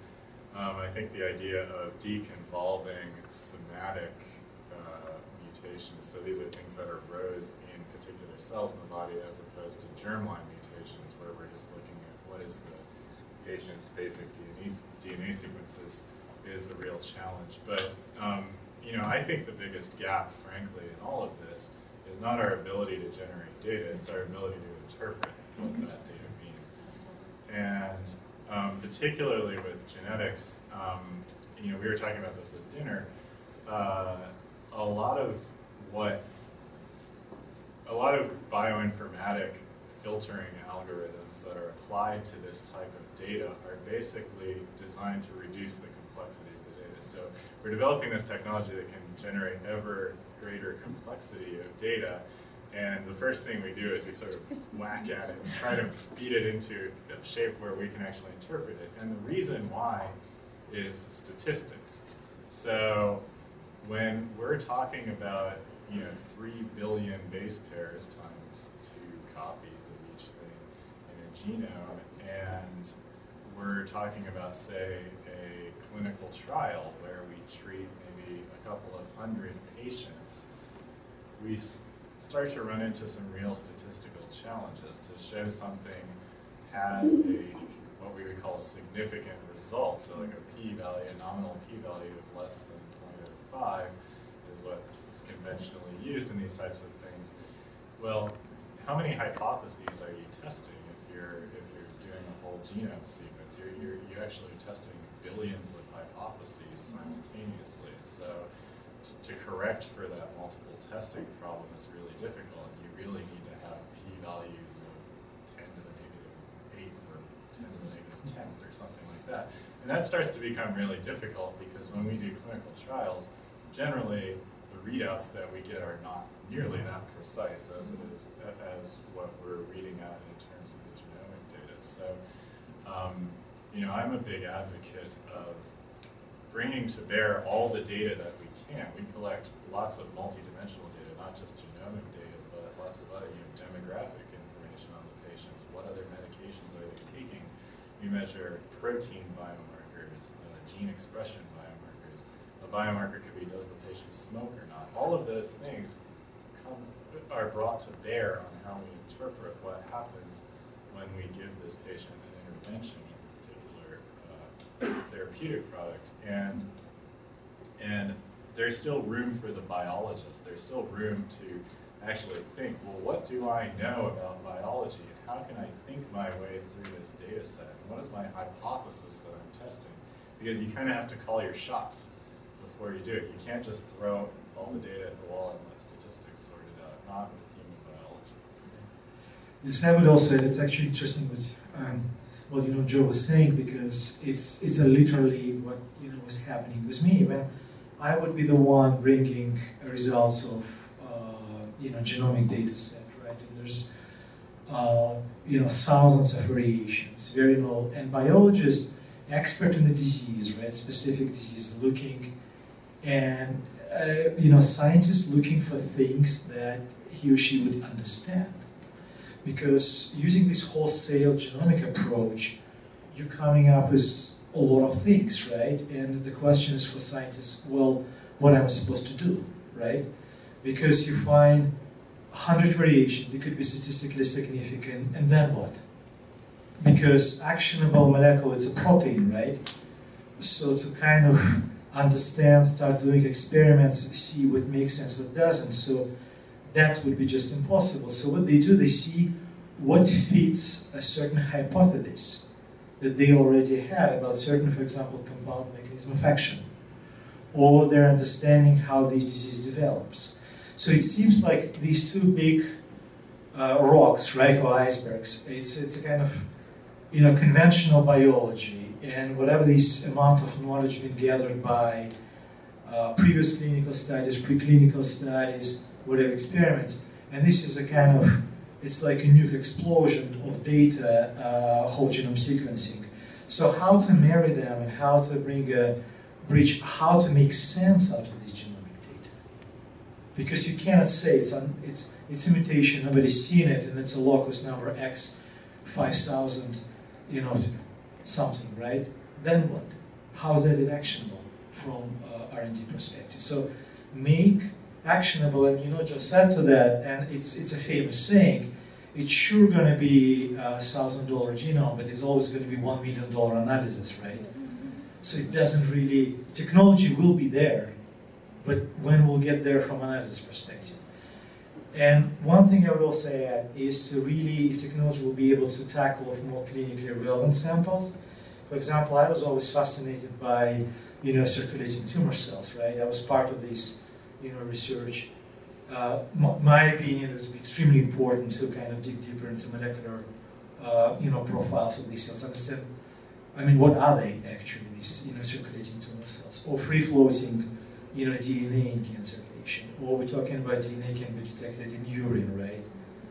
So looking at these clinically relevant samples, because they could be more informative, maybe even more informative than, for example, I understand it's a, you know, provocative moment than a solid tumor, primary tumor, right? So, but, you know, we will get there. We will get there. It's, you know, major challenge is really come up with a meaningful way to analyzing it, making sense out of genomic data. Yeah, so I want to make a comment. I come a little bit from a different, are we hearing me? Yes. A little bit different space, and that's the space of trying to act on genomic data for patients. And I will say that at this point in time, in that space, the biggest issues are not having more accurate data or being able to better interpret the data, although we always want more accurate and better interpretations. I don't want to minimize the importance of that, but that is not the biggest hurdle anymore. The biggest hurdle is two or threefold. The first thing is that even if we know what we want to give the patients, we can't access the drugs that we want to give the patients. So if you make the data even better, but I still can't get the drug to the patient, it doesn't really make a difference for that patient. And the second problem is that I think genomics is a disruptive technology. Disruptive in a good sense, but still, it changes everything. Because what genomics has unveiled to us is that the paradigms for doing clinical trials and for regulating cannot work in the future. And I don't think we have even begun to touch the tip of the iceberg in realizing this or broaching it. So we looked at 100 consecutive patients with metastatic breast cancer by the Foundation panel, which is a 236 next-gen sequencing panel. And the average number of aberrations, even by that limited panel, was 5. And no 2 patients had the same aberrations. So we have constructed a clinical trial system where we find things that patients have in common and we put them on a drug. But obviously that isn't the best way to treat patients if every patient is actually different. The best way to treat patients is to construct a drug regimen that is suitable for the particular aberrations that that patient has. So that is a patient-centered approach versus a drug-centric approach. And now you're going to say, well, then how do I develop a drug? Well, I don't know the answers, but I think there's only so long you can hold science back. And if the truth is that patients with metastatic disease each have a different portfolio, we're going to have to rethink how we built a clinical trial system, because we didn't build it with that knowledge. And so this is disruptive knowledge. And we're still trying to retrofit what we're finding into old paradigms. And I think we're having a lot of trouble retrofitting that, but very few people have admitted that maybe a new paradigm of development is necessary. We're still trying to fit back. How can we do clinical trials like we've always done them, even if the knowledge that we've gotten through genomics says that this isn't going to work, ideally, for patients? That's a great point. I mean, we recognize that influenza is different every year, and we have a different flu vaccine from year to year, but we really are kind of ignoring the fact, except for innovators like Brazil, that cancer is very different from patient to patient. So one thing I wanted to ask before I forget, I don't have a very good memory, is, we talked a little bit about this at our pre-panel dinner, is, you know, I like to think of myself as a forward-thinking person, along, I think, with a lot of folks in this room, and someone says, we want to do a study, so we want to sequence your genome. Oh, that's pretty cool, but don't worry, we're going to keep your information confidential, and you'll be anonymous. Should I be concerned? Dawn, should I be concerned? I'll give it back to you. Go bioinformatics. No, I just can speak from my personal experience. I had my genome sequenced, right? I never had concerns, don't have them now, I don't think we'll have it, because, well, honestly, I don't quite understand what's the value of, you know, all this information, right? And it's interesting to see mutation here, mutation there, and it's a kind of, but the value is, well, okay, now I know, now I have it, right? So that's, after that, I don't have any concerns about that, I guess. But, and another thing is, well, it's all drives by the situation. It's a natural in human nature to be concerned about safety of many things, but people have been, again, concerned about having electronic ways of, you know, kind of transfer money, right? Right now, nobody's concerned, and it works, right? There's system, for example, ATM, you can't really be able to kind of hack ATM. There's different ways to, you know, scan, but I mean, there are examples of absolutely impenetrable systems, right? So it's possible and doable. If genomics is going to be, genomic data will be common, and I don't think right now there's a need. There's not problem as a problem for society, right? How to protect privacy, because there's so few people have their genomic data or have genomic tests. If it's going to be a big problem, society will find a way to solve it, right? Like many others. So I think it's, you know, it's a technical problem which, when need is there, will be resolved. I was going to say, we've created an educational program subsidized by Illumina called Understand Your Genome, and we've put about 400 professional individuals through the whole genome sequencing educational process with associated curriculum. And when I think about the folks who maybe objected to it or it wasn't the right time, it was never a privacy concern. I've also had my whole genome sequenced, and that's typically not of the top objection. So I agree, it's going to come by the way of, you know, people who wouldn't have given their credit card information online before or by phone, and I think that will come commonplace. So I don't hear that as an objection. So, yeah, I don't know if it's safe or not safe, but I think we've gotten into a situation where it's a bit of a farce. So, you know, we're doing a study before at MD Anderson, and we're sequencing patients' genomes, and also we have, you know, with our collaborators, access to the medical record. So we know everything about the patient except their name, which is hidden very carefully. And now this is a joke. You know, I don't know, somebody looked at if you had like 4 points of information about a patient, you could figure out who the patient was. But here we don't have 4 points. We know everything about that patient, at least everything about their medical history, and we know their entire DNA sequence, but we actually cannot ever mention their name. So I think we have to realize that privacy is not in a name. that once there's access to so much information, even just a portion of that information, anybody can be identified. And maybe the protections then have to be on what people do with that information, rather than pretending that because somebody doesn't have your name, that you actually have some privacy, because certainly that's not true. So I have three brief comments related to this. Number one is something that I think Dimitri and I have been talking about quite a bit this evening, is that, you know, if somebody knew what to do with my genome, good for them. Please tell me. Biologists than I am. And so, go for it, yeah. Number two, I think, you know, I'd be much more concerned about the kind of things that people put on Facebook than their genome.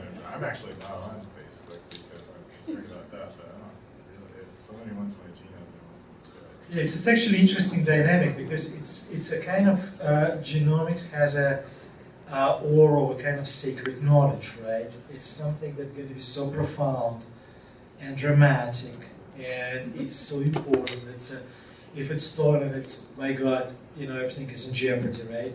But if we look at about, you know, for example, 23andMe, its information is, for example, the general population risk for coronary artery diseases, you know, well, I mean, for these, I mean, like 15%, I'm just making up the numbers. Because you have this mutation, it's higher, it's not 15, it's 17%, right? Okay, you know, then what? So it's really, and well, especially, I mean, when you look, I mean, when you speak into, well, what common diseases, right? Diabetes, cardiovascular diseases. The factors that, for example, a patient is obese, way more important than any genetic composition. And they're not afraid to actually show that there's obesity, right, that anyone can see. Apparently, it's not of a subject of concern regarding privacy. Now, the genes, what may or may not contribute to development of type 2 diabetes, and may not even contribute at all, that is a somehow subject of big concern, which is not quite, again, it's a kind of aura, which again, I think, you know, I think it will be, you know, dissolve as genomic will be more or less part of regular practice and more common. People understand it's useful. In many cases, it's not useful at all. Environmental factors, other factors, they're way more important for disease development. They're way more important for our health and well-being. And guess what? Again, if you're taking care of your weight, your risk of diabetes development is under control, no matter what genes you have. So that's what is important.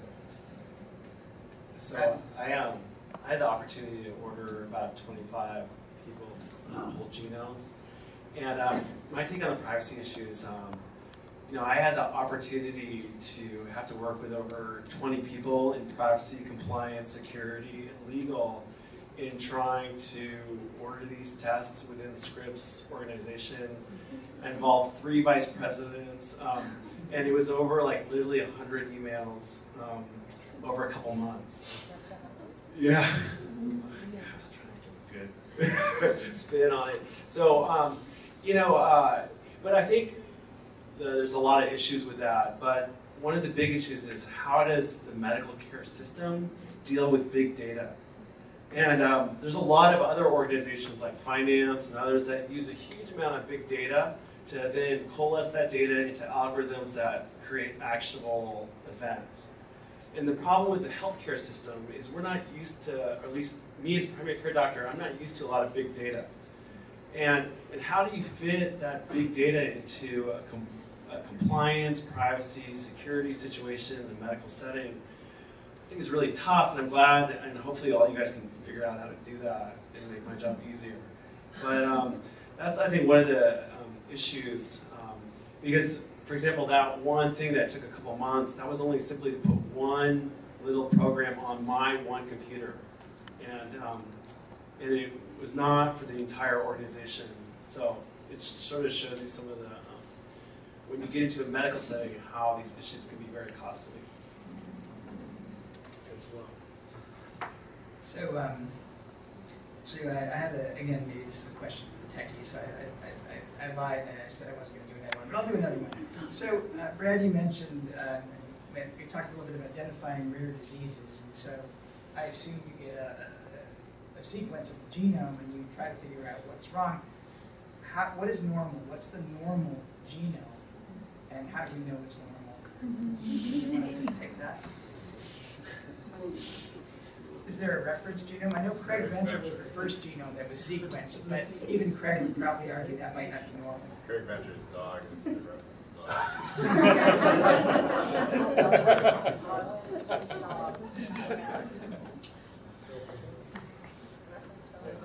I'll just take one. So what's normal? Normal is you and how you change with the environment and time. So I think in part, there's a lot of innovative NM1 clinical trials that tries to capture your own environment, your own biology, and how that changes with a different exposure. In terms of reference genomes, there's a lot of companies in the space that argue that there is a sort of published reference, but they're trying to move away from one reference for all populations and ancestral groups. And they're trying to match what best captures the variation within that population. And then, as you might know, the reference has mutations. For example, factor V Leiden mutation is part of the reference, which, if you're not aware of that, could mess up your bioinformatics. And so I think reference is a difficult question. It gets back to questions about what are you trying to accomplish. But ultimately, for example, for me, there's this paper that came out in Alzheimer's disease with this REST gene, and maybe it protects your brain. So here's the power of the Book of Life. So I just went to my variants on my computer, and I just looked up all my variants within REST. And I have a rare missense mutation within REST. And so then the question is, like, what is that? What does that mean? And so it turns out that that one missense mutation is shared within a very a sizable part of the population, so I felt pretty good about that. But it just shows you this power of like what you potentially have if you have your own genome. And what we really need is a lot more. So, just briefly, the three of us were sort of briefly chatting about reference genomes, and I agree with what you said, that they're really, we shouldn't think of there as there being one reference genome because we have so much data now. There's a project called the HapMap project, which is called stands for haplotype mapping.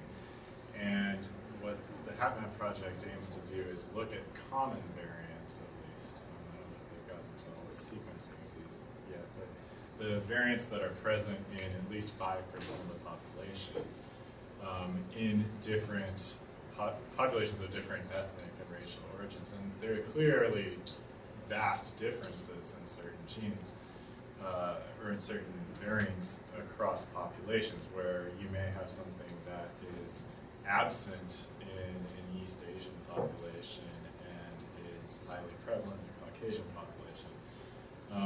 One of the problems, I think, with a lot of the genetic data that has been published to date is based generally on the European reference genome. So it applies largely to white people, but a lot of those findings have not held up in other ethnicities because there's a different distribution.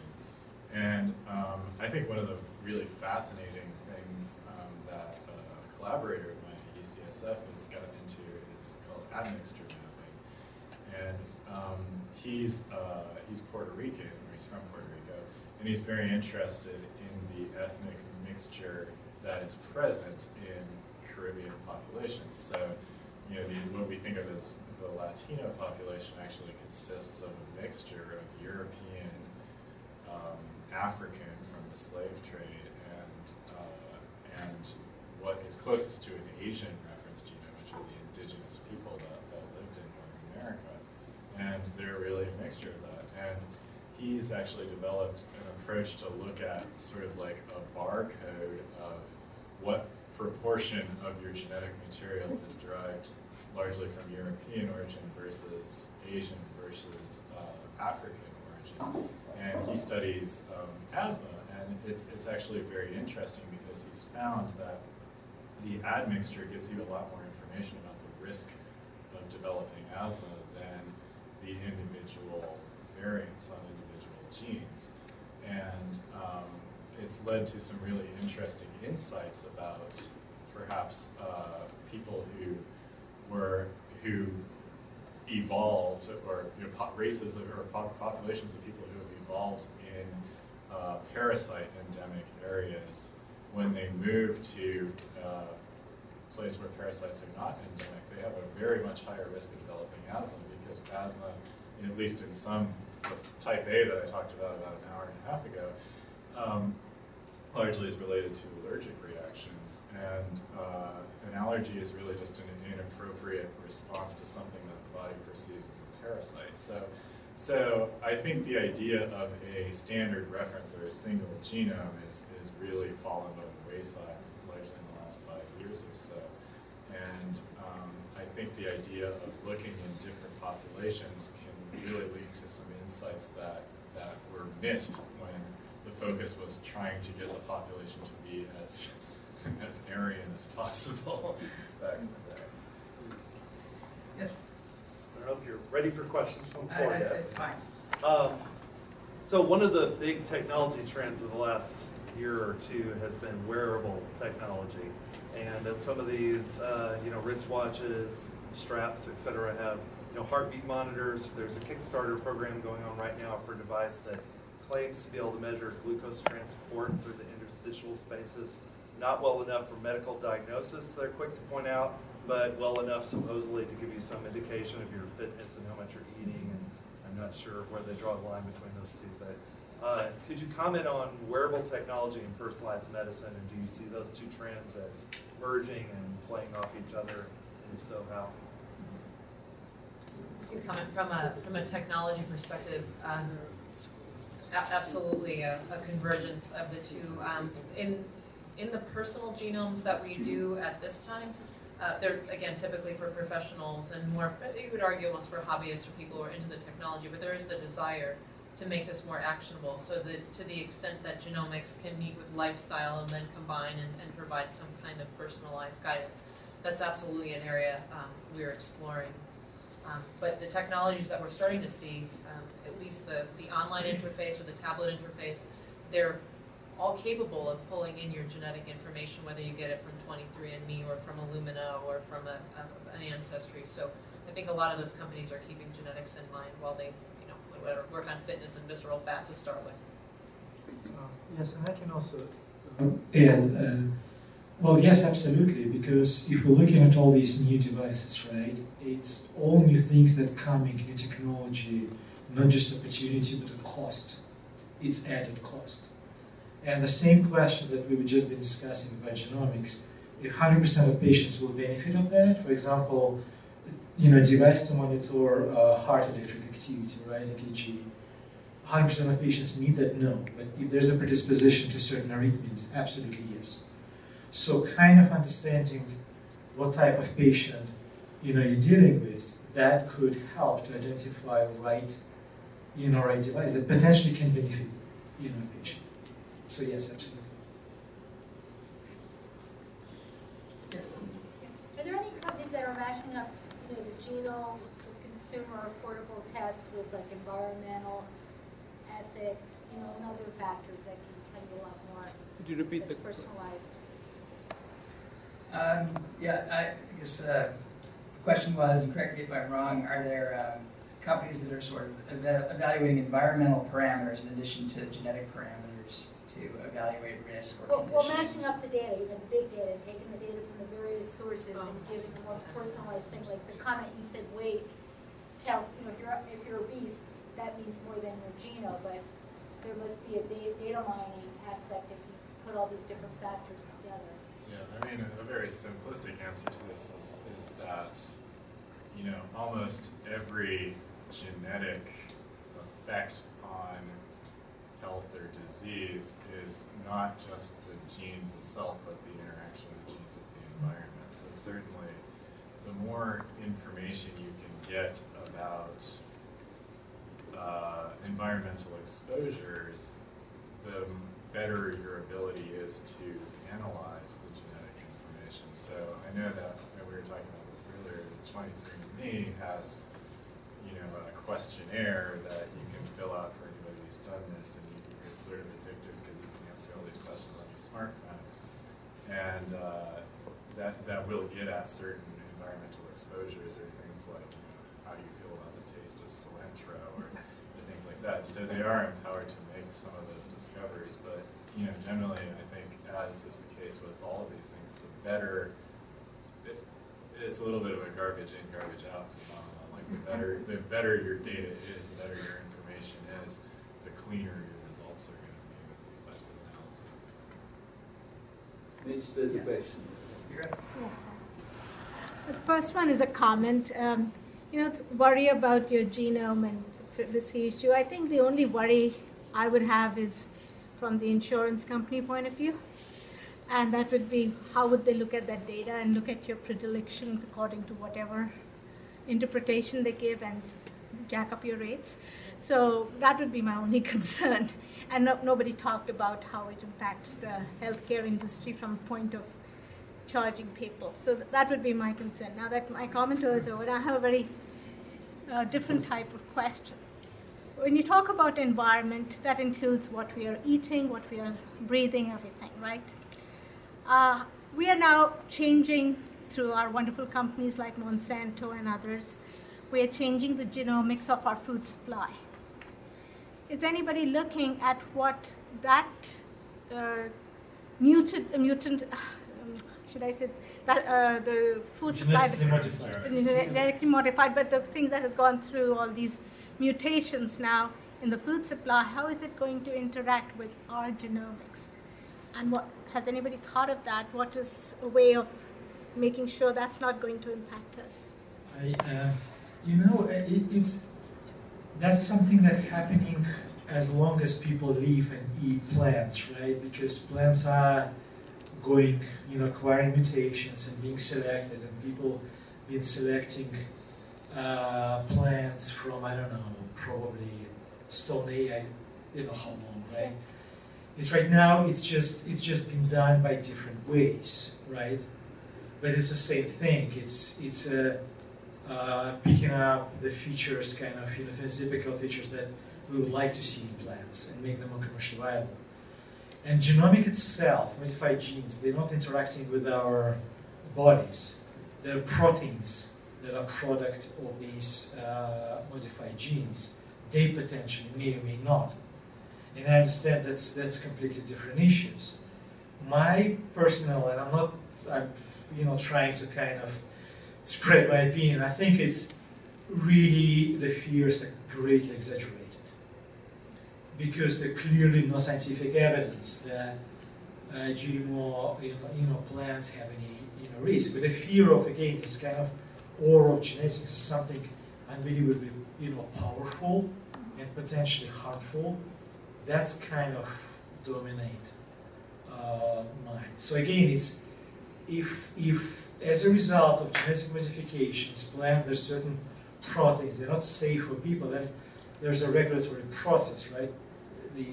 How to identify these risks. But genes itself, they're not quite doing anything with us. While we eat these, I don't know, corn, for example. I think we have a lot more to fear from antibiotic-resistant bacteria in the food supply, which is, again, we're politicizing this a little bit, but I think that's a much bigger issue in terms of agriculture than genetically modified crops, for the reasons Dimitri said. So I want to address the first question. I recently was talking to our geneticist at Moores, and she informed me, which I haven't had a chance to look up myself, but she's actually a really good geneticist, so I'm going to assume it's true. But there's been laws on the books now for several years that protect you from insurance companies and other people using your genomic data. So I'll look that up. Genome. Yeah. So. Yeah, it's a law. It's a federal law called Genome. But but only for your employer, not for life insurance or disability. Okay. Maybe some of that needs to be modified. As far as genetic food modification, I'm not sure that it's safe. But I'm also not sure that the myriad chemicals that we're exposed to every day are safe, and especially for children. And we know that we're going to get controversial here, but there's explosive rates of behavioral problems, ADHD, autism, which seems very strange to me. Cannot be that we mutated in a generation or two. If you look around you, everything in here has been modified. Almost nothing in this room is natural, and there's cleaning products on everything and so forth, and myriad chemicals that may be tested individually to some extent, but certainly not tested together, certainly not tested on young children. So I would agree that I'm not sure that genetic modification of food is safe. It sounds safe to me, but I don't know that it's exceptionally unsafe compared to everything else that we're also doing in the environment. And we may, want to examine everything we're doing, but I wouldn't put a higher bar for genetic modification of food than for all the other chemicals and everything else we're exposed to. The big concern about GMOs, you're modifying the crops so that they're resistant to pesticides. So you're potentially introducing more pesticide into the food chain. Yeah. My concern is related to, we are used to hybridization. You take different plants and hybridize them. But now when you're doing GMOs, as a layperson's understanding, is that you're taking genes from one species, like an insect or something, and putting it into the plant system. And what is it doing? Maybe you want to look into that also. Just a comment on that. I think we have to recognize that while I accept what you're saying to be largely true, there are a large number of us that are sensitive to gluten, for example, which is an innocuous protein that's in a lot of grains. I think we just have to recognize that there are some proteins that will have an interaction with the human system that will have an effect on our immunology. Sure. Brad? So I was involved in the earlier days of the internet, back when we joked, men were men and nothing worked. And I realize now that my dreams of where that might go were incredibly impotent at the time. Now, I'm not a genetics guy, and all that I know about genetics, I learned in the kind of scientific journals one finds in the line of the grocery store, involving articles about the Kardashians. But I do want to ask the panel, because you guys are experts, as you dream, what do you think, what are your dreams in sort of 5 and 10 year time frames? Where will genomics go? You stole my last question.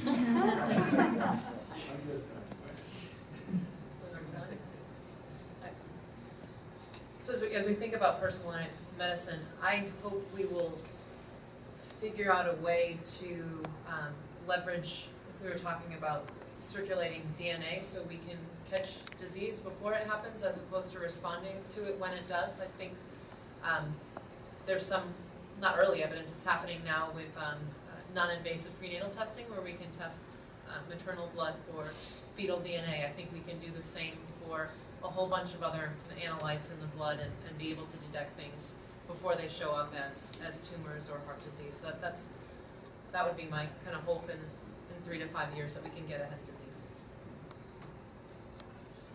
Yeah, so 2 things. I think one thing that Rizal brought up earlier is the sort of whack-a-mole problem you have in cancer, where if we're testing one pathway at a time, generally the result of blocking one pathway in a tumor is you will kill most of the cells, and the cells that you don't kill will come up with a new way to survive in the presence of that inhibitor. And so being able to look at combination therapies that are more rationally designed would be one thing I'd really like to see. And then the other thing was something that Dimitri brought up, which I really agree with, is in these chronic diseases, so not something that you're likely to die from maybe in a year or two, but something that is going to affect you for the rest of your life, which may be 20, 30, 40 years, being able to be more proactive than reactive. So identifying a patient who is at risk of having some really bad complications or morbidities down the line, that we can start to intervene earlier when we can make more of an impact on their long-term health.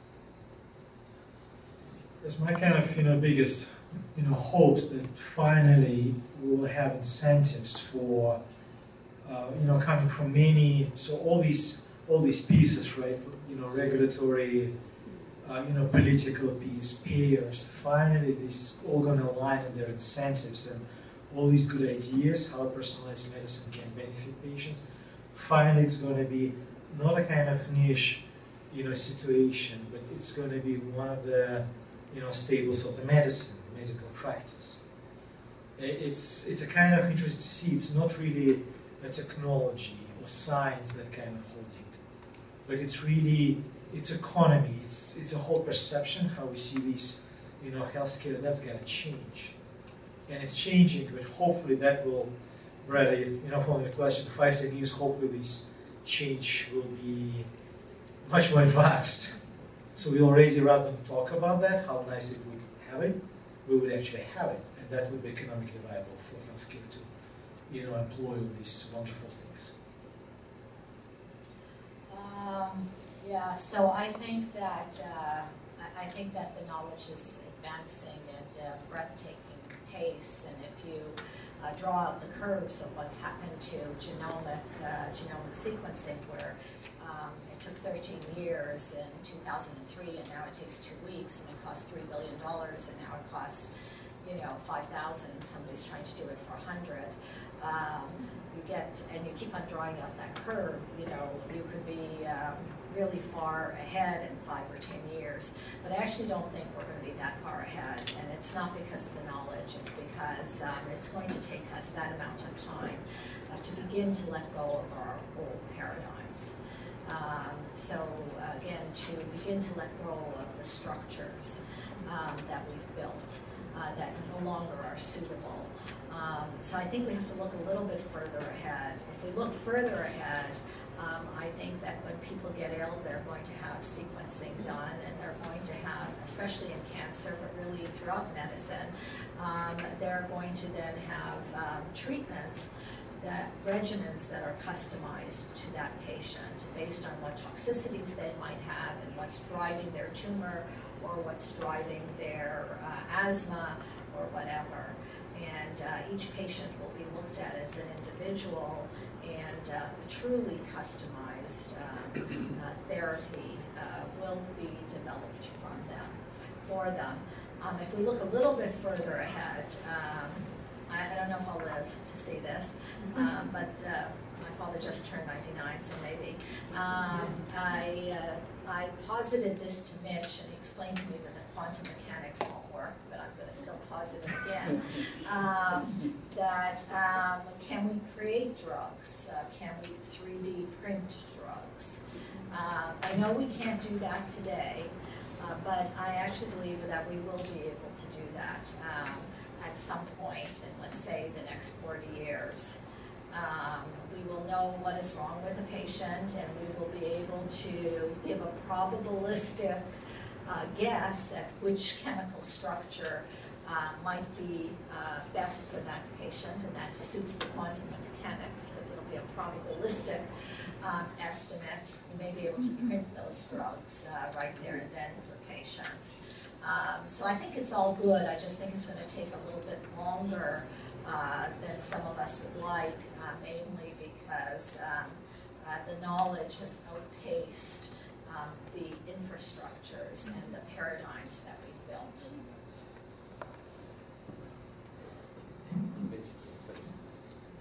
Yeah, I'll just take one little thing. So Illumina made a recent announcement this year about this new platform with 10 machines and essentially sequencing maybe 40,000 genomes in a year.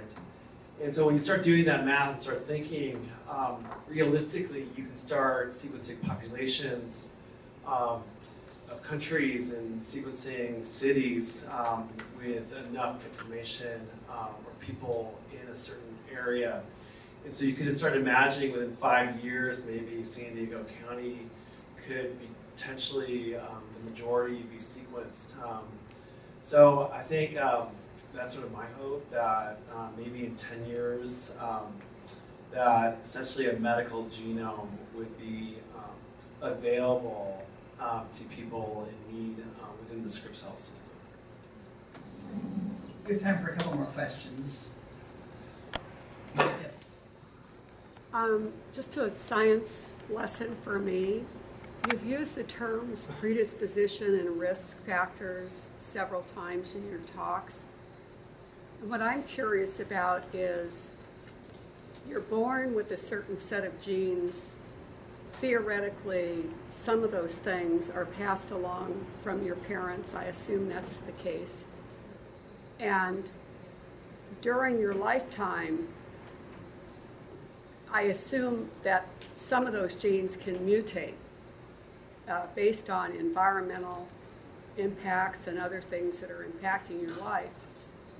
Does the next generation, assuming that's pre-childbearing years or whatever, these mutations that can occur after you're born but before you have children, then translate into risk factors or predispositions to the next generation?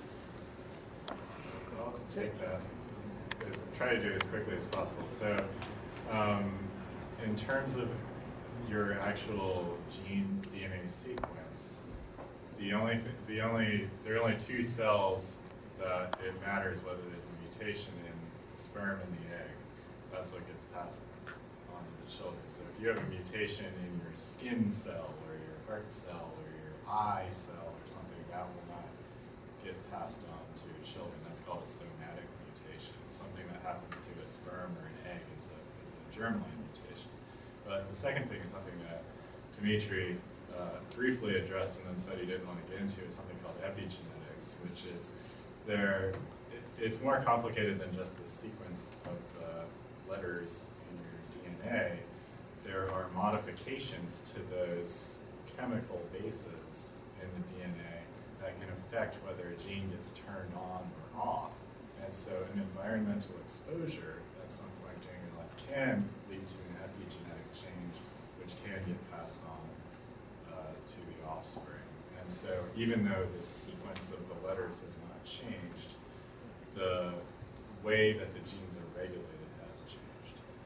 So it's actually a little bit complicated. I think that this is, what was just said was absolutely correct, but it does get a little bit more nuanced. So if you develop a mutation in your breast cells when you're 45 or whatever, and end up with breast cancer, that mutation cannot be passed to your children, even if you developed it when you were 35, because it's not in the egg and it's certainly not in the sperm if you're a woman.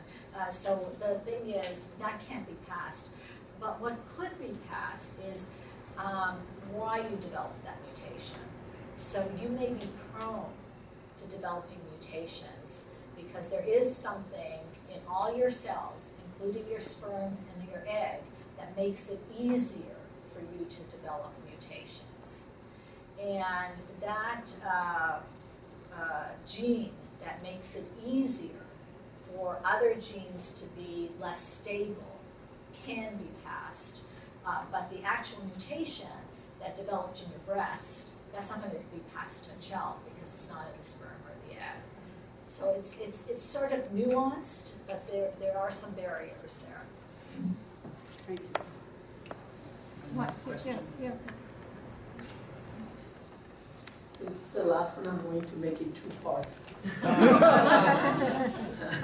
I'm in second to last. My name is Paul Barriga. I represent New Horizons, and glad to be here. Thank you.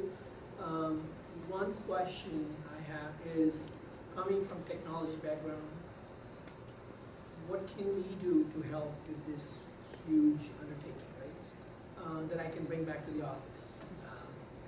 And the second part of the question, well, first part of the question continued is,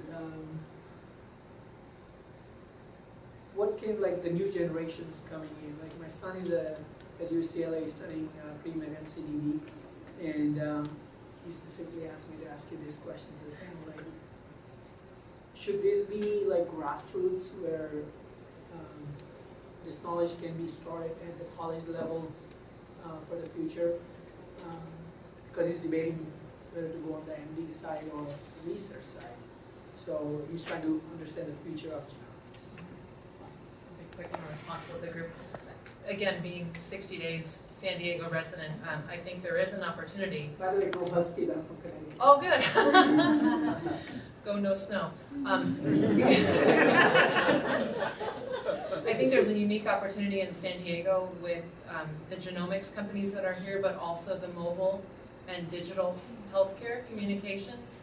I would love to be part of anything that brings these opportunities together, and I don't think we need to copy Silicon Valley, but create that kind of nucleating event that brings us all together, and it's kind of, not that San Diego needs to be put on the map, but really accelerate the advent of a true era of personalized medicine.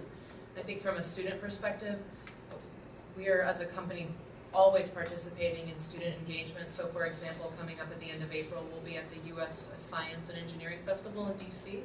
The primary audience are primary school students to high school, where they're going to be touching DNA and robotics and printing. And so this type of engagement in the STEM areas is starting a lot sooner. It can never start soon enough, but as a company and myself, a really advocate of starting as soon as we can, because it's fun. Science is cool. My advice to your son is learn statistics. Really, a lot of almost everything we've discussed tonight revolves around some basic understanding of statistics. And I don't think I certainly didn't go into the biotech industry with a sufficient understanding of statistics.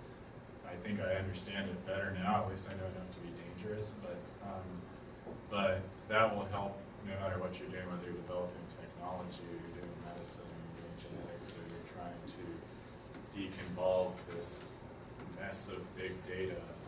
We need better statistical techniques, and we need people to be more statistically literate. Thank you. There's one question here. Marty? Okay, one more. I think it's Marty. Could I use the microphone? Yeah.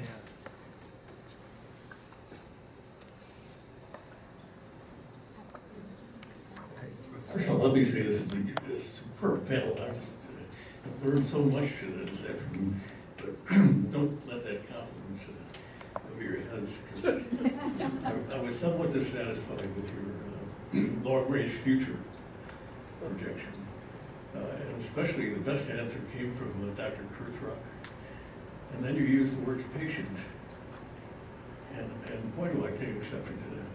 Because what I believe, and I'd like you to either confirm or disagree with me, is that a couple of generations from now, because you're right, that's how long it takes, that we will understand the genome enough to be able to predict for any individual what diseases they are subject to, what genes that you can turn on and off. We can prevent disease. So people will not get diseases. Everybody will be a patient. Everybody will be analyzed, and nobody will ever get sick. What do you think?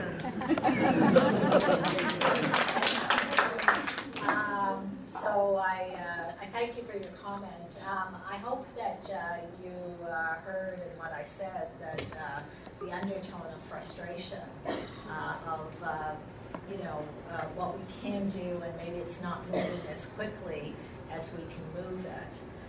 So I totally agree with you. I think we will be able to do what you say, and I am just tempering my belief in how fast this is going to move by the reality that I see around me, which doesn't make me happy, but I want to be realistic of what goes on and how fast paradigms actually change. I think we should call it a day. That's where the thrown out. I'd like to thank Don, Rizal, Brad, Joe, Dimitri for an excellent discussion, and thanks to TiE for allowing you to be the moderator and host on this event, and thanks to Janssen.